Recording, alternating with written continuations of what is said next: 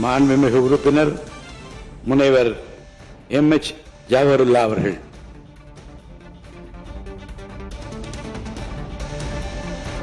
மாண்புமிகு பேரவைத் தலைவர் அவர்களே,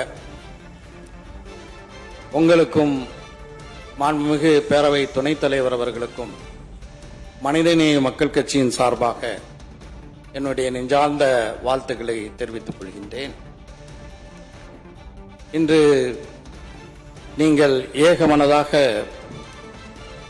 17வது சட்டமன்ற பேரவையினுடைய சபாநாயகராக பேரவைத் தலைவராக தேர்ந்தெடுக்கப்பட்டிருக்கின்றீர்கள். நீங்கள் உங்களுடைய இருக்கையில் உங்களை அமர வைப்பதற்காக அவை முன்னவர் அவர்களும் மாண்புமிகு எதிர்க்கட்சி தலைவர் அவர்களும் இருவரும் கையை பிடித்து உங்களை இருக்கையிலே அமர வைத்தார்கள்.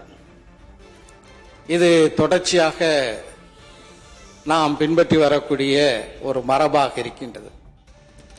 ஆனால் அந்த மரபு ஒரு வலிமையான கருத்தை அனைவருக்கும் எடுத்து காட்டுகிறது.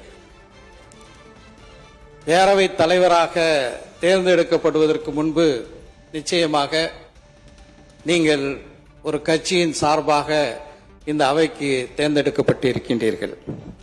ஆனால் பேரவைத் தலைவராக நீங்கள் ஏகமனதாக தேர்ந்தெடுக்கப்பட்ட பிறகு கட்சிகளுக்கு அப்பாற்பட்டு ஆளுங்கட்சிக்கும் எதிர்கட்சிக்கும் நடுநிலையாக அந்த நடுநிலை தவறாமல் நீங்கள் செயல்பட வேண்டும் என்பதை தான் மாண்புமிகு அவை முன்னவரும் மாண்புமிகு எதிர்க்கட்சி தலைவரும் உங்களை கைப்பிடித்து இருக்கையிலே அமர வைக்கக்கூடிய அந்த செயல் வெளிப்படுகிறது.